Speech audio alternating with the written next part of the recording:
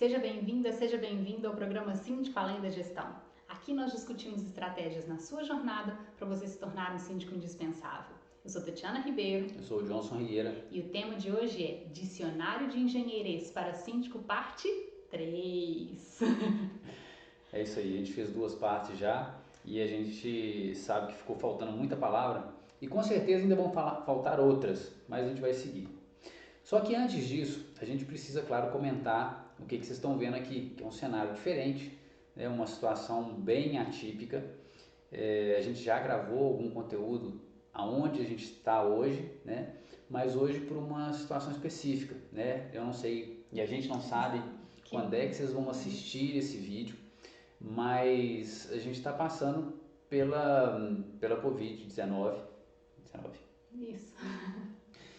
E então a gente decidiu realmente se afastar, né, e contribuir da nossa forma para evitar que pessoas se contagiem, para evitar que a gente se contagie. E que a gente transmita para outras pessoas, né? A gente sirva de vetor, né?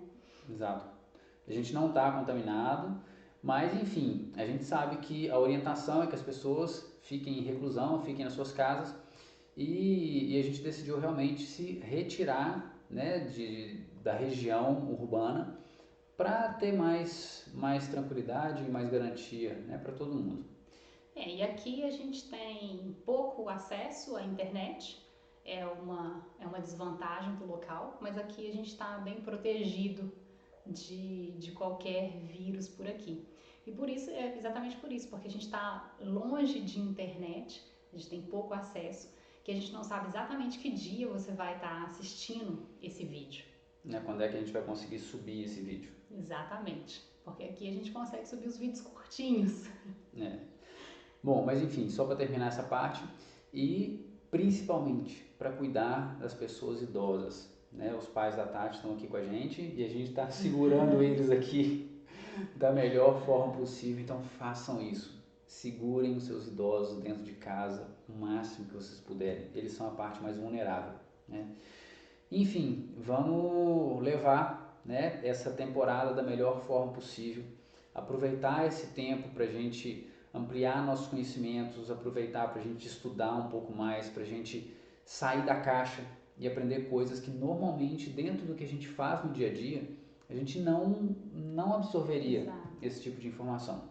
Só para fechar aqui falando do cenário, né? Esse aqui é um museu da minha família, são ferramentas ali que meus avós utilizavam. Então tem um sentido especial a gente ter escolhido esse cantinho aqui para poder gravar. É isso aí. Então vamos lá? Vamos para as palavras? Vamos para as palavras, né? Vamos começar pela sequência que a gente tem aqui. Não, mentira. Vou escolher uma boa aqui, ó. Flecha. Você sabe o que é uma flecha? Não é aquele negócio do índio. Uhum. Não é aquele das Olimpíadas. Você não vai acertar ninguém com essa flecha. Você não vai acertar ninguém com essa flecha. Mas é uma palavra que tem uma relevância muito grande para você conseguir enxergar que tem um problema na sua estrutura. Sabe quando você enxerga que está abaulada a laje? Ou que tem aquela pontinha que está fazendo uma curva, assim, você enxerga lá de longe, parece que vai cair assim? Pois é, aquele deslocamento que teve ali, né, o que saiu da linha reta, aquilo é uma flecha. Quando você vê assim aquela barriga, né? Isso, abaulado, né? Essa barriga. O pessoal fala, tá dando uma barriga ali. Isso é a flecha. Na estrutura de concreto é mais difícil a gente conseguir enxergar, mas você pode olhar no seu dia a dia, móveis, por exemplo. Você pega aquela estante que não foi feita para ser estante de livro, mas você foi lá e colocou aquele tanto de livro lá em cima dela. Você vai ver que ela dá essa barriga que ela deu ali é a flecha. Que aliás as pessoas não sabem, mas os livros pesam muito. Conhecimento pesa. Conhecimento pesa. Só fazendo um parênteses, e é sério isso. As bibliotecas elas têm um índice, né, de cálculo superior ao de uma residência. Sim. Não é isso? É o dobro ou mais que o dobro, dependendo da biblioteca. Pois é. E uma coisa que é muito comum, principalmente, e eu vou falar, um amigo meu que é advogado, ele tem muitos livros, é um cara super culto, lê muito, e ele transformou um dos cômodos da casa dele numa biblioteca. Mas é uma coisa que, para o engenheiro, dá um certo medo. Mas enfim, fecha parênteses e vamos seguir. Então a flecha já está claro o que que é. Estaca. Estaca. A gente está aqui numa região rural, né? E a gente acaba vendo muita estaca por aqui, mas que não é a mesma estaca da engenharia. A estaca que a gente vê aqui na zona rural assim, não, a gente coloca umas estacas e depois, ou mourão, né? Mourão. Põe umas estacas, põe um mourão, passa o arame farpado, Faz uma cerca faz uma aqui. cerca, né? Não é essa estaca. Essa é a estaca que você deve ter escutado mais. Também não é aquela do filme de vampiro. Ah, também não. Também não é a do filme de vampiro que vai colocar no coração um vampiro. A estaca, ela é um elemento de fundação.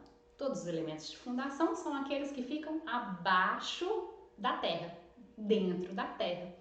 Ela pode ser de vários tipos, tá? Uma que as pessoas relacionam um pouco mais, porque fala assim, tem um bate-estaca lá do lado de casa, Isso. né?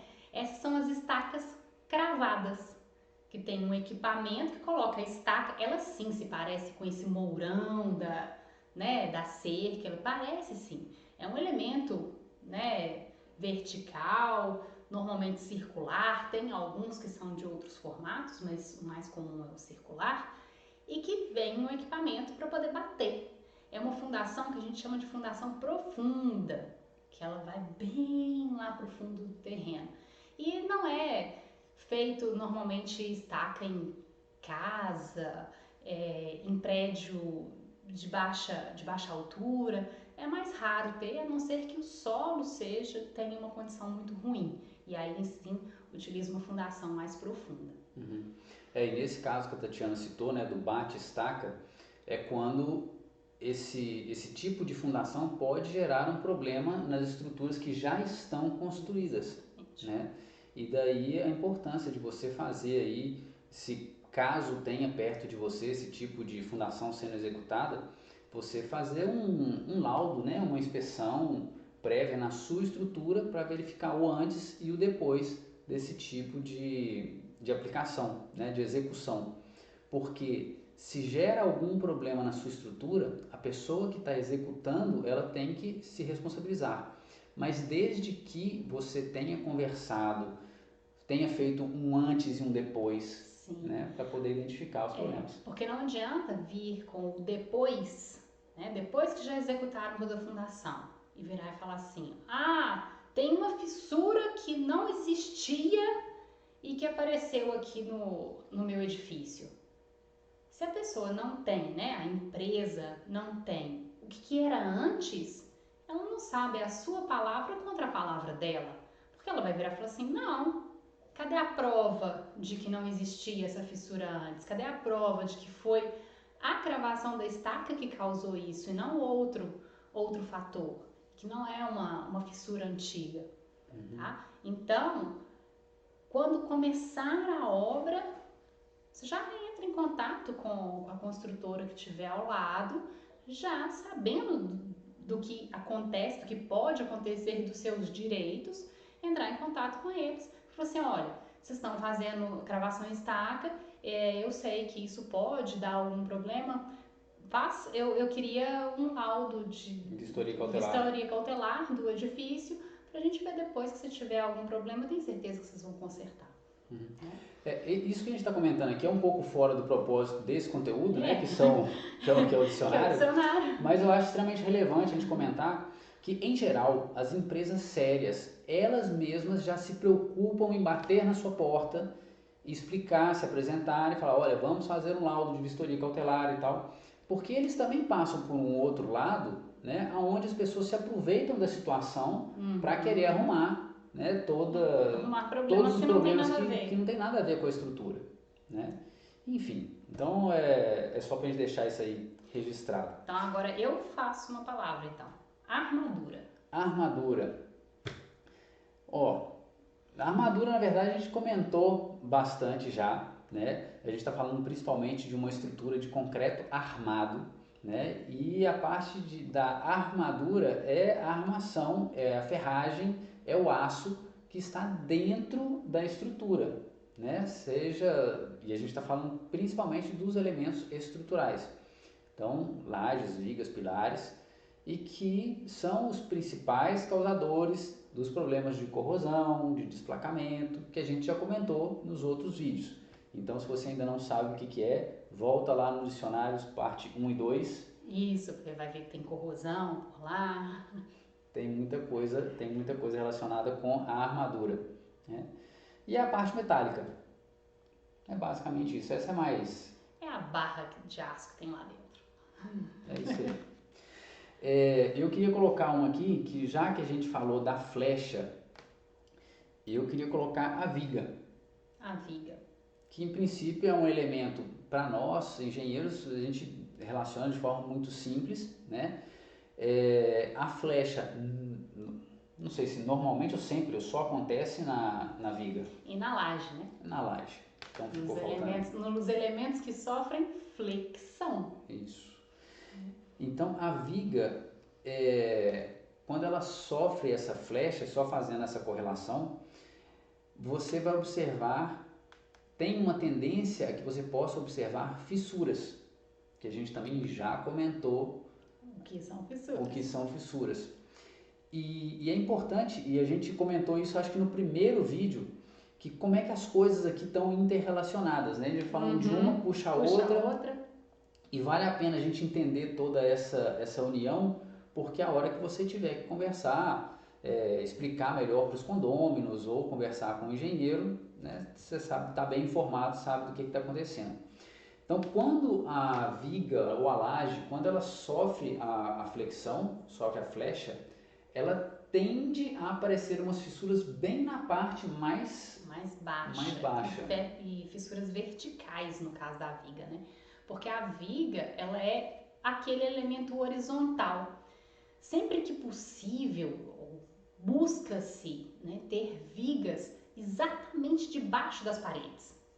Então, quando ela começa a sofrer esse deslocamento, né, quando ela começa a ter essa flecha, você enxerga as fissuras não só nela, mas também na alvenaria, na parede que está em cima dela. Porque no final das contas ela está sofrendo junto a mesma deformação. Está sofrendo junto a mesma deformação. E muitas vezes ela aparece primeiro, inclusive, na alvenaria, né, na parede, do que na estrutura de concreto. Porque a alvenaria ela é menos resistente, quando não é alvenaria estrutural, ela é menos resistente do que a estrutura de concreto. E daí também fazer uma menção aqui ao risco de quando você começa a fazer reformas dentro de casa e você desloca as paredes, por exemplo, que estariam em cima de uma viga e de repente você coloca ela exatamente no meio da laje, no meio de um vão. Exatamente. Porque a viga, o que acontece? Ela é um elemento que ela é mais rígido. A gente fala que essa flecha que ela vai sofrer, ela é menor do que a da laje. Porque a laje é um elemento bem mais fino. A viga é um elemento mais grosso, né? Mais alto. E por isso ela se deforma menos. Então ela sofre menos. Se você joga a mesma carga, né? Tirou a parede que estava em cima da viga, bonitinha ali como foi projetada, e joga ela para cima da laje, a laje agora tem que suportar uma carga maior do que o que ela estava projetada. Uhum. Só para você ter uma noção física disso, você pode pegar, por exemplo, uma régua, né, e colocar a régua nesse sentido, né, com um plano nesse sentido, e tentar dobrar a régua como se fosse envergar ela. Você vai ver que ela é difícil, né? Você quase não vai conseguir. Se você deitar a régua, aí você estaria representando o que é uma laje. Ela deitada é a laje e ela em pé, né? Ela em pé é a viga e ela deitada é a laje. Isso. Então você vai ver que ela deitada é mais fácil de você entortar essa régua. Então é mais ou menos isso que acontece quando você pega uma parede que está em cima de uma viga e desloca ela e coloca ela exatamente no meio de um vão aonde inicialmente não estava projetado para isso. Ela vai causar um peso e vai fazer com que a laje sofra uma flexão. E por isso é tão importante você ter muito cuidado com essas pessoas que simplesmente chegam e falam para você, não, isso aqui é de concreto armado, você pode tirar todas as paredes, pode colocar onde você quiser e tá tudo bem. Não é bem assim. Não é bem assim. Sempre precisa ser verificado. E o impacto que isso vai gerar não é só no apartamento que está fazendo a obra, mas em apartamentos que estão embaixo também. Exatamente. Então, olha, isso também ficou bem... Esse ficou longo. Só lembrando, tá? Porque existem umas confusões aí, né, de viga e pilar. Então, a gente já falou lá na primeira parte do dicionário que pilar é o elemento vertical. Eles são bem parecidos em termos de forma, de formato deles.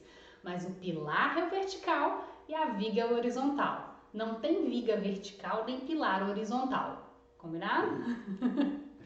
Então, aí ficou claro. Bom, vamos mudar de assunto completamente então. Vamos para a área técnica. Área técnica.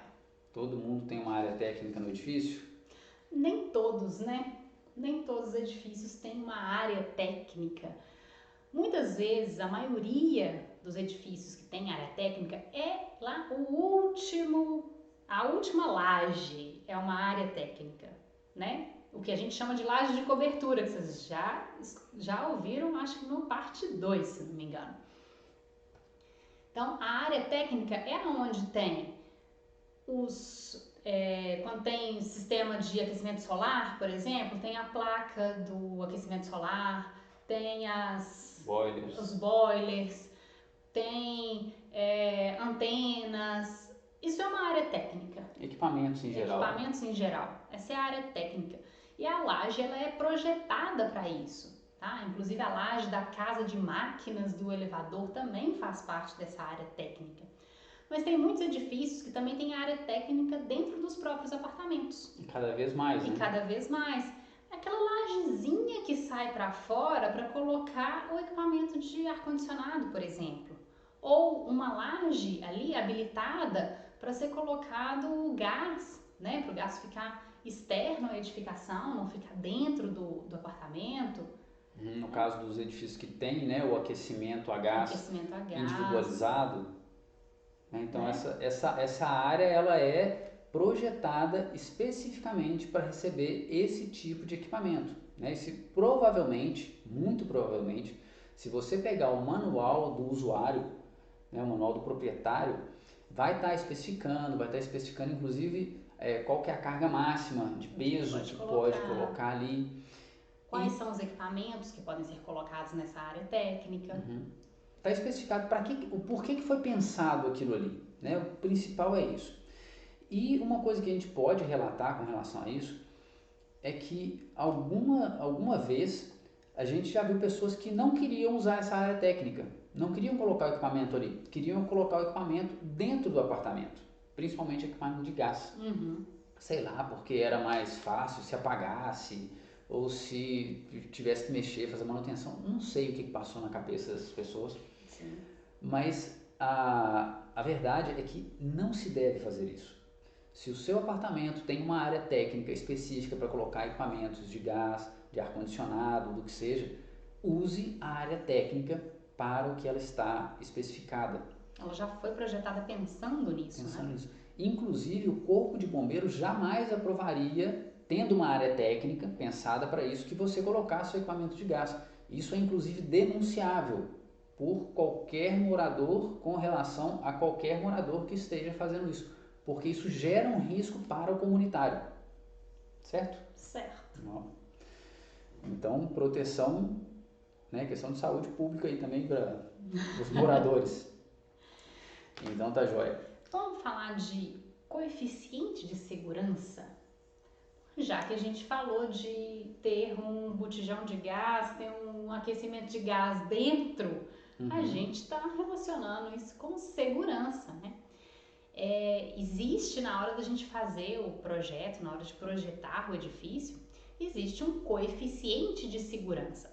Na verdade, esse coeficiente de segurança, a gente internamente na engenharia fala que é o coeficiente da falta de conhecimento.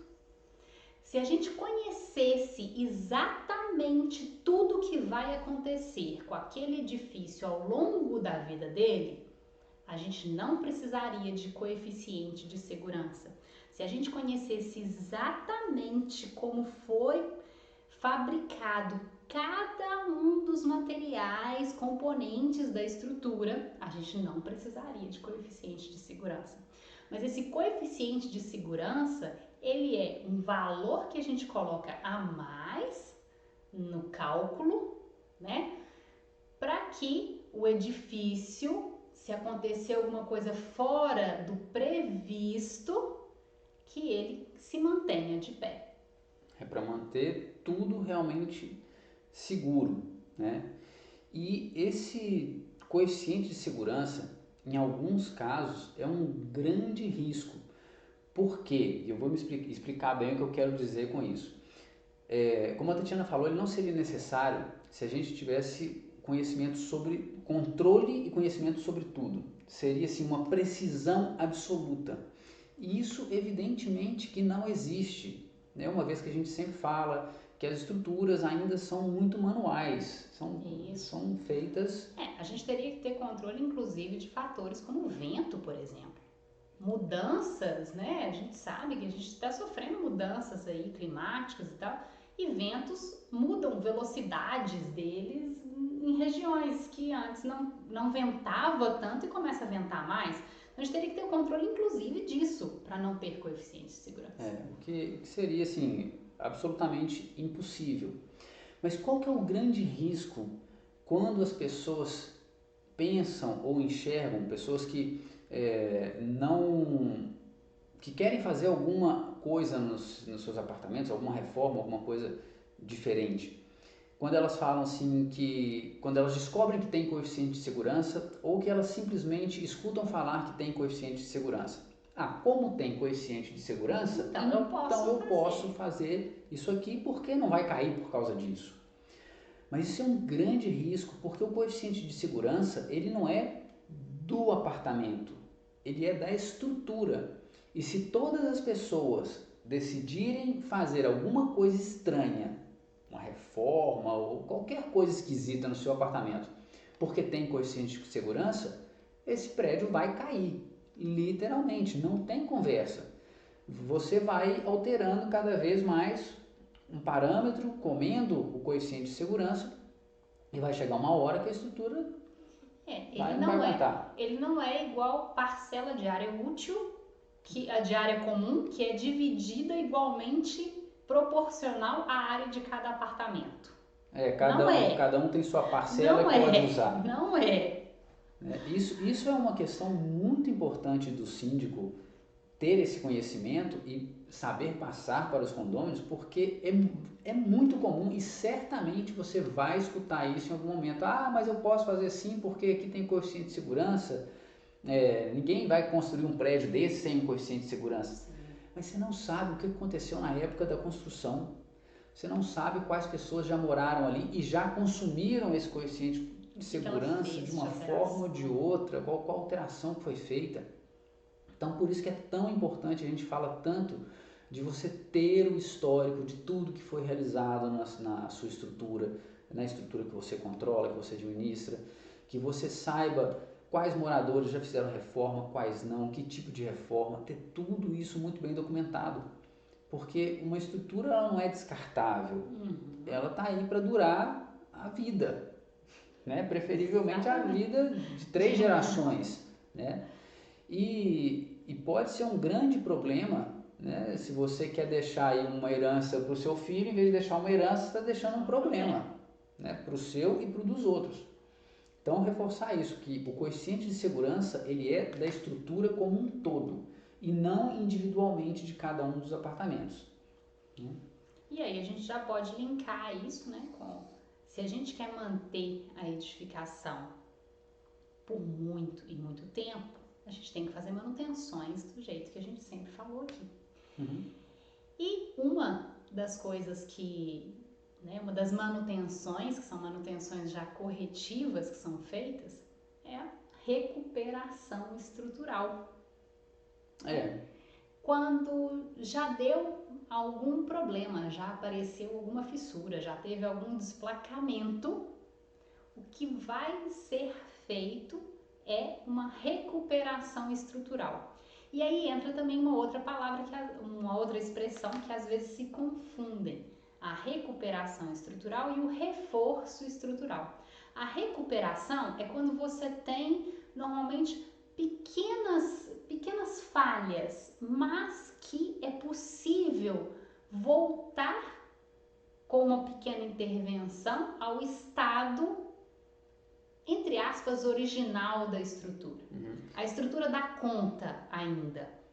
Vem de um desgaste natural, né, que quanto antes você identificar, menor vai ser o grau dessa recuperação. Mais leve vai ser, mais barato vai ser, mais fácil vai ser, mais tudo. Exatamente. Já o reforço estrutural, ele é quando a estrutura já não está dando conta mais. Se você tem que fazer, ou você faz ou cai. Quando você tem um edifício que, por exemplo, era um edifício residencial e vai passar a ser um edifício comercial, muitas vezes tem que se fazer um reforço estrutural, aumentar seções, colocar mais vigas, coisas desse tipo, para poder garantir que aquela estrutura aguente a nova utilização. São bem parecidos, todos os dois têm intervenção diária, tem que, de preferência, tirar as pessoas do local para poder fazer, ter menos circulação, ter menos carga, mas são dois momentos diferentes da estrutura. Então, reforçar aqui vamos reforçar, né? Que quanto antes você identificar esses problemas iniciais, esses desgastes naturais que toda estrutura tem, não existe estrutura eterna, né? Todas as estruturas em algum momento elas vão começar a sofrer uma degradação natural e vão em algum momento chegar a um colapso, né? Claro que a gente está colocando aqui no extremo, mas em algum momento vão. E colocar que podem ser feitas essas intervenções, que seriam as recuperações. E a partir de um determinado momento, se você não fez nada enquanto a estrutura está te avisando, me recupera, me recupera, me recupera, não me recuperou, agora você tem que me reforçar. E reforçar, nesses casos de desgaste, sempre vai ser muito mais caro. Outra coisa é o que a Tatiana falou de uma nova utilização para o mesmo espaço. E vamos colocar aqui um exemplo que a gente falou. A biblioteca ela é muito mais demandada estruturalmente do que um edifício residencial. Então, vamos supor que por alguma razão o edifício residencial foi transformado em uma biblioteca. Vão ter que reforçar tudo, mesmo que o edifício não tenha nenhum tipo de problema, ele precisa ser reforçado para receber a nova demanda de peso que vai ter ali. Exatamente.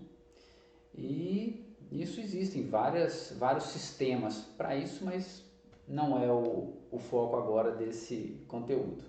Vamos falar de uma que a gente já até tem uma foto disso no nosso Instagram, e que muita gente tem isso em laje logo abaixo de área descoberta. Eflorescência. Essa é sua, que essa é da sua área. Eflorescência, quando vocês escutarem alguém comentando sobre isso, são exatamente isso que a Tatiana falou, aquelas manchas normalmente esbranquiçadas ou amarelas que a gente vê em partes debaixo de áreas descobertas por onde a água passou e acabou saindo do outro lado. Tem uma coisa que a gente sempre fala, né? O concreto ele é poroso, por mais que muita gente não consiga enxergar isso, ele tem poros. E aonde tem poros, a água vai passar. E a água passa por esses poros do concreto e vai levando todo esse material microscópico que está ali dentro, ele vai levando e vai fazer sair na parte de baixo, né? Em forma dessas manchas. E isso é um sinal. Ele está te falando que, olha, a sua impermeabilização na parte de cima não está bem feita, daqui a pouco você vai ter um problema de corrosão. Depois que a gente tem problema de corrosão, a gente acaba tendo problema de desplacamento. Depois que tem problema de desplacamento, a gente já teve um problema de recuperação. Já vai precisar de fazer uma recuperação estrutural. Ou até um reforço, dependendo do grau. Então, é um sinal importante de ser observado. E muitas garagens, as pessoas veem até assim, estalactites mesmo, né? São bem como fininhas. Se tivessem grutas, né? Bem fininhas. Aí o pessoal acha legal. Olha que só bonito. que interessante, que bonito, sei lá. Mas isso é um grande sinal de que algo está acontecendo. E que você realmente precisa fazer alguma coisa antes que o pior aconteça. E dá para fazer muita coisa e muito mais barato nesse momento do que depois. Então esteja muito atento às eflorescências que você vai encontrar aí, principalmente nas suas garagens, nas partes de baixo de áreas privativas, sempre costuma ter esse tipo de coisa aí. Vamos falar uma última agora? Bom, então deixa eu escolher. Escolhe. Uma que assim, dificilmente as pessoas sabem. Verga. Verga se parece com uma viga, mas ela não é contínua. E a gente tem ela em cima da janela ou em cima de portas. Não são todas as construções, não são todas as construtoras que usam colocar vergas. E normalmente quando não tem, a gente enxerga depois de alguns anos uma fissurinha saindo ali, ó, da quina da janela ou da quina da porta. Já quando tem essa verga, que é um elemento que parece uma viga, você não enxerga, porque na hora que ela começa a fissurar, encontra esse elemento, né, que é mais rígido, e aí não tem essa fissura. E só uma anedota aqui, verga em espanhol no México é um palavrão horrendo e eu não sabia disso. E uma vez conversando com colegas mexicanos, na verdade eram mexicanas, eu passei uma vergonha enorme. Então, você quer saber qual que é o grau de potência, de falta de educação dessa palavra em espanhol no México, porque lá na Espanha não é, você procure aí com os mexicanos. Mas verga é uma palavra horrorosa em espanhol lá no México. Mas em engenheiros tá tudo ok. Engenheiros no Brasil tá tudo certo. Tudo ok. Então é isso. Esse foi mais um programa Síndico Além da Gestão. Esse foi vamos colocar a última parte do dicionário de engenheiros para síndicos. Por hora, até que a gente vá pensando em mais palavras ou a gente receba mais sugestões de vocês para fazer uma quarta parte. Eu sou Tatiana Ribeiro. Eu sou Johnson Regueira. E até a próxima. Até a próxima.